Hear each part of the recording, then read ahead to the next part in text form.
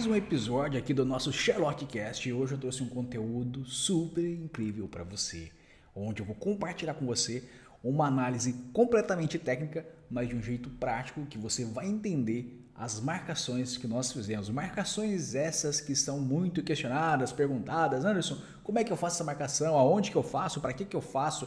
Quando é que eu faço? Enfim, para isso existe curso, então você tem que fazer um curso de fato para você entender todo o conceito, toda a lógica, a teoria envolvida naquela parte ali. Aqui eu vou mostrar algo mais prático para você. E para isso eu vou trazer um caso muito famoso nos Estados Unidos, que é o caso do Drake Bickett. O Drake, ele assassinou a avó juntamente com a mãe e mais outras pessoas envolvidas. E o incrível desse fato, apesar de ser horrível, apesar de ser uma situação extremamente que deixa qualquer pessoa chocada, de queixo caído, o fato mais interessante é a maneira quando ele vai para o interrogatório, como ele se comporta. Convenhamos, não precisa ser nenhum perito em análise de linguagem corporal para avaliar que ele estava mentindo. Mas não é só isso.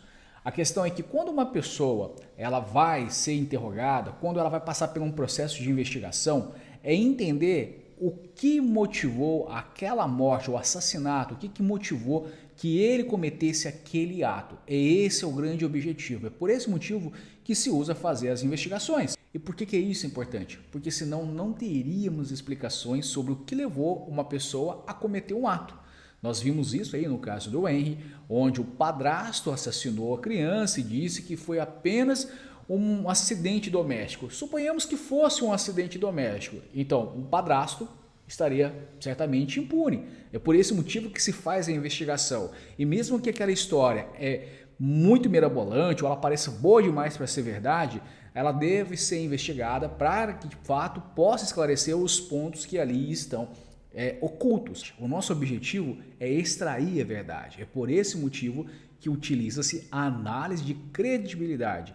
E a partir dessa análise nós conseguimos pegar o que faz mais sentido e o que não faz, quais são os pontos congruentes e os pontos incongruentes. Lembre-se, nem todo comportamento ele quer dizer alguma coisa, mas existem clusters, combinações, conjuntos desses comportamentos que acontecem dentro de um espaço de tempo que aí é chamado de hotspot ou ponto de acesso, ponto quente, que é onde nós vamos centralizar as investigações. Por exemplo, nós pegamos esses hotspots e mostramos para o policial ou advogado ou o juiz. Olha, tá aqui as informações. Esses aqui são os pontos de investigação, aqui mostra que existem incongruências, então isso quer dizer que esses pontos aqui não estão. Dito isso, nós entregamos para eles o trabalho e cada um vai tomar a melhor decisão, vai procurar fazer o que deve ser feito a partir daquele momento, perfeito? Mas sem mais delongas, vamos aqui entender o caso do Drake.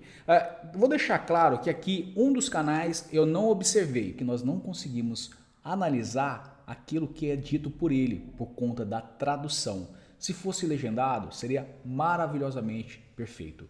Mas o fato de ser dublado, nós não temos a tonalidade correta, nós não temos a velocidade correta, nem o volume. Então, essa parte ficará de fora. Nós vamos focar em alguns pontos e nós não vamos fazer todas as marcações. Nós vamos focar em alguns pontos, mas de um jeito bem técnico. Nós não vamos focar em todas as marcações, mas nós seremos técnicos, porém muito práticos. Eu quero que você entenda com esse conteúdo que é possível qualquer pessoa que tenha acesso a protocolos e a metodologia certa aprender a fazer esse tipo de análise e poder utilizar isso em qualquer situação. Não é somente dentro do contexto policial, investigativo, mas também, por exemplo, você pode prestar o seu trabalho para um advogado, sendo um perito, um assistente técnico, seja para o juiz, seja numa empresa de compliance e até mesmo utilizar isso na sua vida pessoal, no seu dia a dia. Então, bora lá que a gente tem um conteúdo super denso aqui para, de fato, analisar. Bora lá. Eu fiz um mandado para você pelo homicídio da sua avó. Então está sendo acusado pelo assassinato da sua avó. Tudo bem. Olha que interessante. Eu fiz algumas marcações e eu vou começar a explicar cada uma delas. Quando a investigadora fala de que sobre a morte da avó, que ele está sendo investigado, ela começa a fazer essas considerações, ele fala que tudo bem. Aqui a gente já tem alguns elementos muito interessantes. Primeiramente, ele vai demonstrar uma expressão facial de nojo, que eu vou colocar para que você possa identificar facilmente ali, fica facinho. E logo em seguida ele tem um deslizamento gestual. Esse deslizamento seria ele começar a tamborilar na mesa. Isso existe tudo o que acontece no nosso organismo existem explicações. Então nós estamos no momento de estresse, ansiedade e principalmente quando nós estamos vivenciando um momento de medo, hormônios como a gente tem a catecolamina, a noradrenalina, a família das inas, como eu gosto de falar, elas entram na corrente sanguínea. Então isso gera uma necessidade da pessoa precisar se movimentar. E por que isso acontece? Lembra que o medo está ligado àquela situação de luta e fuga ou congelar? Aqui, apesar de nesse primeiro momento não ser uma expressão facial de medo, mas ele está vivenciando um momento ali que está com muita ansiedade. Tá? Então esses hormônios vão entrar fazer uma combustão no organismo e ele precisa de alguma forma dissipar toda essa energia. Mas a expressão de nojo dele que ele demonstra é bem aqui. Olha que interessante. Assassinato da sua avó. Tudo bem. Olha aqui que interessante. Aqui nós podemos ver uma expressão facial de nojo. Ele tem uma ativação na unidade 4, que seria essa parte. Ele tem uma ativação na unidade 9, que seria esse músculo que está ligado até aqui, que a gente fala que é o músculo alequianase. Ele tem uma elevação do 10, então a gente vê que o lábio dele fica trapezoidal, perfeito? Ele tem ainda aqui uma ativação do 11 e, claro, tem a unidade 25 porque ele faz a separação dos lábios. E ainda faz o deslizamento gestual. Mas por que ele sente nojo aqui? Quando se refere à avó dele, ela traz uma lembrança de nojo, ou seja, repulsa. Nós sabemos que o que deriva do nojo, algumas pessoas não sabem disso, talvez não seja o seu caso, mas o ódio ele deriva do nojo. Então, assim, o ódio não vem da raiva. E por que o ódio vem do nojo? Porque é o desejo ardente da pessoa eliminar, acabar com aquilo que ele tem uma repulsa. O nojo ele pode ser moral, porque a gente pode sentir nojo por pessoas, como é o caso dele, e nessa situação leva as pessoas a querer exterminar outras. Hitler sentia nojo dos judeus, vários outros figuras que aconteceram aí no passado e até nos dias de hoje. Geralmente nas guerras o que está envolvido de fato não é a raiva, mas sim é o nojo, perfeito? Mas vamos lá, então aqui nós temos o nojo, então quando se refere à avó, ele sente o nojo. Então, também estamos com a sua mãe, sabe? Quando cita a mãe, olha que interessante. A sua mãe foi presa. Aqui a gente já tem um cluster, que nós temos uma combinação de elementos que vai acontecer numa pequena fração de segundo. Nós não colocamos o timer, mas não tem problema.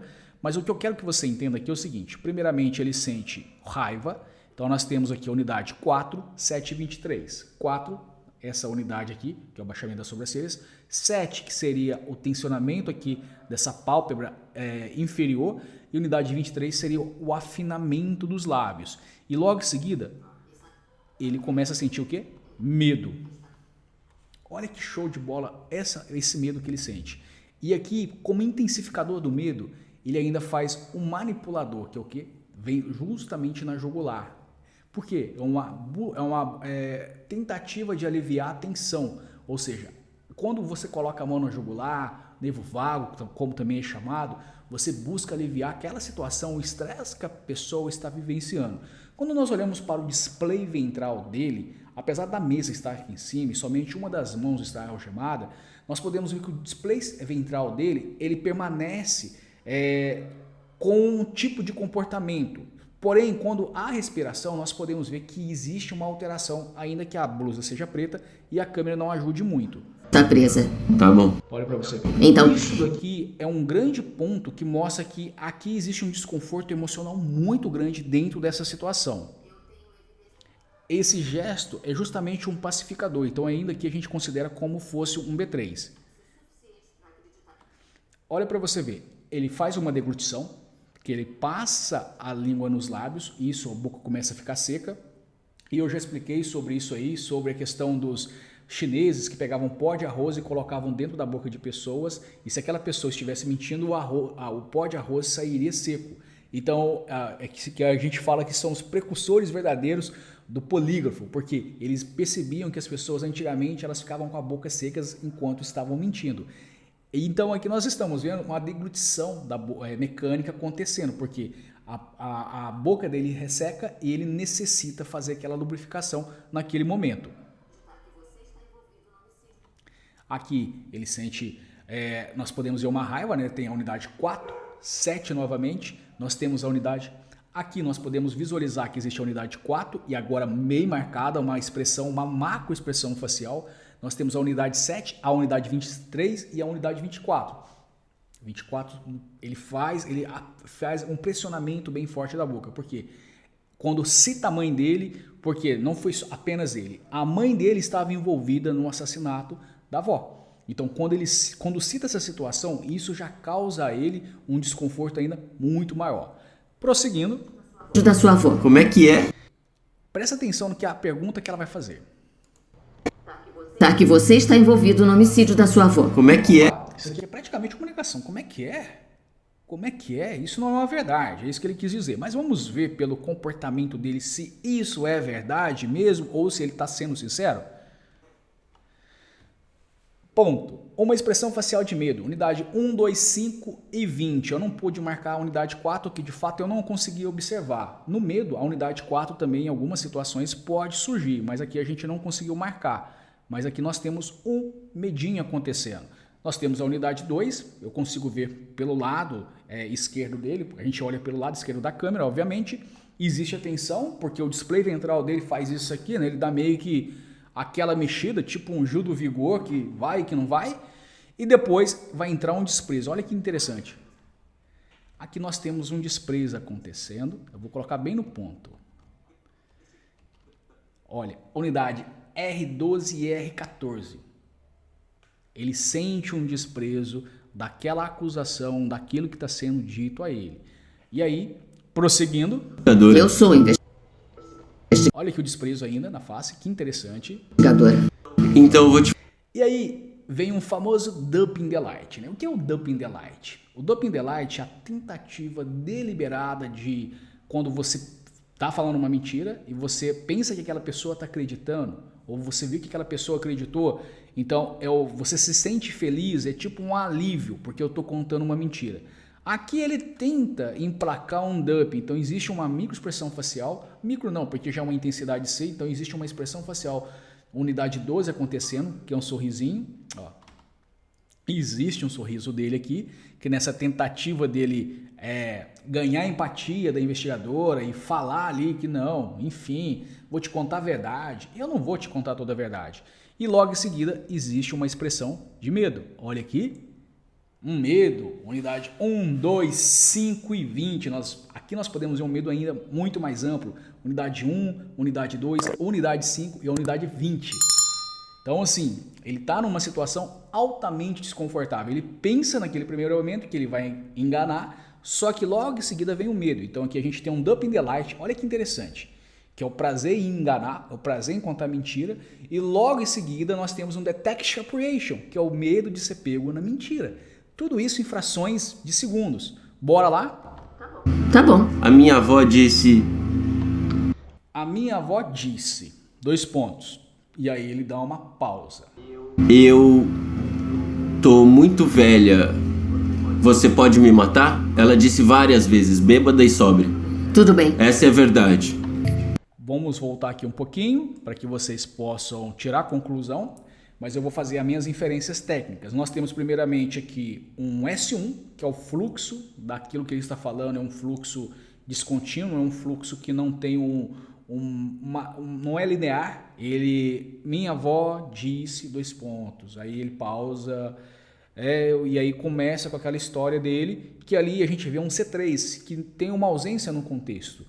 O C3, ele vem do CBCA e ele está ligado chamado Criteria Based Analysis Content, que é a análise do conteúdo, que a gente transcreve aquelas informações daquilo que foi dito e entende se aquilo faz ou não sentido. E quando a gente compara com outros momentos na fala, ou não, porque às vezes pode ser que a pessoa ela tenha uma conversa meio que desconexa, mas é porque isso é padrão dela, mas quando isso sai fora da baseline dela, principalmente como esse caso que ele fala que a minha avó mandou matar, mas ele não narra o fato, ele não explica, ele come, engole partes, isso fica completamente fora de si, fica completamente sem ligação. Então aqui nós podemos apontar um C3, ele faz uma negação com a cabeça e mais uma vez o display ventral dele, que é essa parte do torso, ele afasta novamente, ou seja, ele busca se afastar. E depois nós temos a expressão facial de medo, que nós podemos ver a unidade 5 e a unidade 20. Olha que interessante.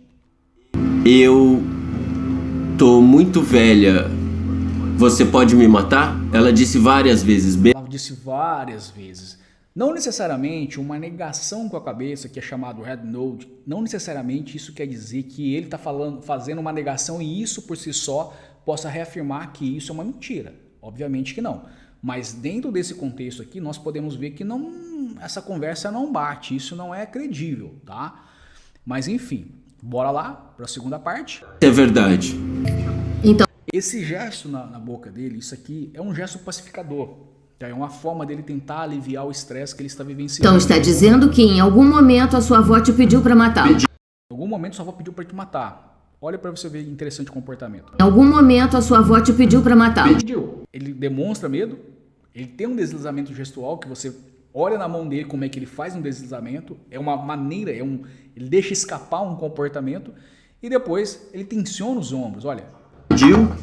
Vou voltar, porque acontece de forma rápida. A avó te pediu para matá-lo. Pediu. Isso aqui não necessariamente quer dizer que, peraí, antes, você tem aqui 3 pontos que demonstram que existe uma incongruência. Ainda assim eu posso falar que é uma mentira? Não. O que a gente faz, a análise da mentira, o que acontece de fato, é que ao conjunto da obra, ele demonstra que existem pontos que não são coerentes. E aqueles pontos são mirabolantes demais e a gente consegue pontuar. Cara, isso aqui não bate, isso aqui não faz sentido. Não é apenas porque depende de eu ou não acreditar. Quando a gente entra num processo para analisar, a nossa análise ela é totalmente imparcial. Ainda que nós façamos um trabalho na posição de assistente técnico para um advogado, e nesse caso não há imparcialidade, porque a gente está de fato defendendo uma das partes que está buscando uma assessoria, dentro desse ponto a gente não é imparcial, mas a gente não fabrica e não manipula informações. Então, por exemplo, numa situação dessa, eu não coloco como mentira. Eu digo que ali existe uma incongruência e que essas informações devem ser checadas porque não bate com o comportamento habitual da linha de base dele. Mas prosseguindo. Pediu? Aqui vai vir uma série. Eu não coloquei todos porque estava muito grande, a imagem não é boa, então eu não queria também tirar o foco do cidadão ali, tá? Do Drake. Mas aqui existe uma série, existe um big cluster, existe muita informação. Aqui nós vamos ver a evasividade acontecer, nós vamos ver os manipuladores acontecendo novamente, nós vamos ver o distanciamento, e aqui a gente está falando de um distanciamento verbal, que é se afastar daquela situação. Nós vamos perceber que existe ali uma falta de contexto, uma começa e não vai, e também a gente pode alegar que existe um fluxo que vai mostrar que a narrativa dele não se sustenta daquela forma. Nós vamos perceber também um desprezinho, como a gente pode ver aqui um R12, o F1 significa a face e o R, no caso, a lateral direita, juntamente com a unidade 12, que seria o zigomático. Ele vai fazer uma não visualização, que é fechar os olhos. Nós vamos perceber, e aí entra a questão de acurácia do perito para entender de fato o que ele está fazendo. Nós vamos ter aqui a frequência cardíaca dele que possivelmente está alterada, por quê? Nós vamos ver o excesso de sudorese acontecer, nós vamos ver a respiração dele ficar mais ofegante e a deglutição. E não tem como a frequência cardíaca não aumentar, alterar minimamente que seja possível. Eu digo isso porque eu já fiz esse tipo de testes com equipamentos e eu pude averiguar que em todos os casos acontecia da frequência cardíaca da pessoa subir quando ela estava vivenciando esses picos de estresse. Tá? Mas eu só consegui chegar a esse ponto porque a minha acurácia aumentou porque eu cheguei a fazer testes com essas partes. Eu cheguei a fazer, um dos softwares que eu utilizei foi propriamente o Face Reader, que inclusive é parceiro da academia. Mas show de bola, vamos identificar isso tudo aqui. Eu preciso que você preste muito atenção. E você lembra desse dia? Ah, eu não sei que dia foi, mas que ela queria. Não preciso do dia exato, não estou te pedindo uma... Isso daqui é um excesso de sudorese, ele começa a suar. Então ele faz isso justamente para tentar o quê? Diminuir o suor. Ele tira ali o capuz, você pode ver que é uma tentativa dele buscar respirar, preciso de mais ar, porque as perguntas estão chegando cada vez mais próximo, ele está afunilando, então ele fica nessa situação toda. Uma data. Ele faz a deglutição. Você pode tentar se lembrar desse dia? Engole seco novamente, obviamente. Desse dia? Fecha os olhos, né, que ele faz a não visualização. Ah, eu não sei que dia foi. Não sei que disso foi. Ele demonstra um desprezo. Mas que ela queria. Não preciso do dia exato, não estou te pedindo uma data. E ela não pediu uma data. Perceba que as perguntas que ela faz são perguntas abertas. Apesar dela estar fazendo um interrogatório, e eles não utilizam o protocolo que nós utilizamos, mas aqui ela está dando espaço para que ele possa fazer as respostas que ela necessita para que possa clarear aquelas informações. Mas você pode tentar se lembrar desse dia e me contar como foi? Agora ela começa a contar, existe um outro take, e perceba que nós vamos identificar falta de contexto, nós vamos ver uma expressão facial de raiva, nós vamos ver deslizamento gestual, no caso, balançar aqui dos dedos, nós vamos ver a tensão no corpo, o display ventral dele vai demonstrar isso, nós vamos ver o fluxo que vai mudar, e depois, por final, nós vamos ver uma expressão de medo. Eu tava lá e ela tava... Tava lá onde? Lá onde? Lá onde? Eu tava lá. Isso é um afastamento verbal, tá? Apesar de eu não ter marcado, mas só para você entender. Tava lá. Lá onde? Lá é genérico, é aberto. Não me traz informações. Meio que depressiva. E aí ele justifica que ela tava depressiva, tá? Sabe? Os deslizamentos gestuais. E ela... E aí ele começa a ficar com tensão, obviamente. Ela disse com certeza. Ao espaço. Ela com certeza. O fato dele ter olhado para baixo, lembre-se, ele está apenas tentando ganhar tempo para poder ver o que ele vai falar. Mas não necessariamente a pessoa... olhar para baixo é uma coisa da pessoa tentar se lembrar. Mas não necessariamente quer dizer que tipo, ela está falando a verdade ou mentira porque ela olha para a esquerda ou porque ela olha para a direita, ou ela olha para baixo, ou ela olha para cima. Isso não faz sentido. É uma maneira que a pessoa busca para si, para poder fazer a concentração do que eu vou falar aqui agora, o que eu vou encaixar nessa história. Tenho certeza que ela disse isso. Com certeza que ela disse isso. Enfim. Lá e ela tava meio que depressiva. Depressiva. E aí ele começa, isso aqui, inclusive é um gesto muito comum, é um gesto ilustrador, mas é um gesto de tentar explicar em detalhes. Aqui ele está tentando manipular uma história. Sabe? Sei. Aí ela... É um gesto agressivo, esse de bater em cima da mesa. Ela disse com certeza. Ela disse com certeza. Ele faz uma negação e ele demonstra a expressão de medo. Tem um 2 repetido ali, na verdade esse 2 era para ser um 5, tá? Mas na hora de digitar, eu digitei errado, peço desculpas. Tenho certeza que ela disse isso. Tá bom. Então eu só Mais um cluster, uma combinação muito show. fiz o que ela pediu, sabe? Foi... E como foi isso? Então eu só fiz o que ela pediu. Eu só fiz o que? Aí ele mete um baita do shrug. Olha aqui, ó, shrug. A gente pode ver que o ombro direito dele vai lá em cima. Ele faz o uso de manipuladores. Deglutição novamente. Fiz o que ela pediu, sabe? Foi... Faz a outra deglutição. Olha. Engole seco. E como foi isso? E aí ele vai fazer uma evasividade novamente. Bom, eu basicamente... É isso, é só isso que eu quero falar, sem ter uma... Só isso que eu quero falar, e aí já não fala. Bom, basicamente ele não conclui. É claro que eu fiz uma coisa muito mais simples aqui, para que você possa entender, porque é muito técnico, e de fato tem que ser técnico. Só que a gente pode ser prático para que as pessoas possam entender. E outro fator importante é que você não precisa necessariamente observar tudo e fazer todas as marcações. Claro que dentro de um laudo você tem que fazer todas as marcações e traçar a hipótese para todo aquele cluster, para aquela combinação. Porque, por exemplo, um juiz, quando ele contrata um perito, eu estou falando aqui para peritos agora, tá? Mas calma que eu vou falar para pessoas que não querem se tornar peritos. Mas quando o juiz contrata um perito, ele quer alguém que possa ajudá-lo a clarear informações que para ele não tem aquele conhecimento. Então ele confia em alguma pessoa, no perito, no caso, para que esse perito possa ir lá esclarecer informações que para ele não estão fazendo muito sentido.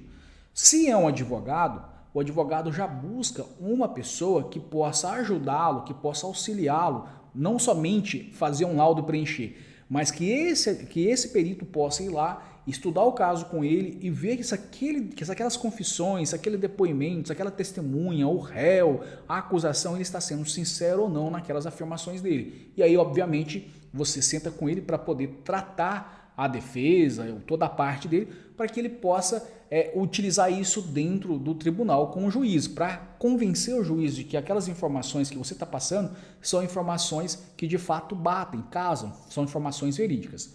Perfeito? Mas Anderson, eu não quero me tornar um perito. Ok, você pode se tornar um consultor, trabalhar numa empresa e utilizar esse conhecimento para ajudar a elaborar material suficiente ali para aquela necessidade. Eu não vou citar aqui exemplos, mas existem vários. Recrutamento e seleção, compliance, auditoria, que seria quase a mesma coisa. Existem vários, perfeito?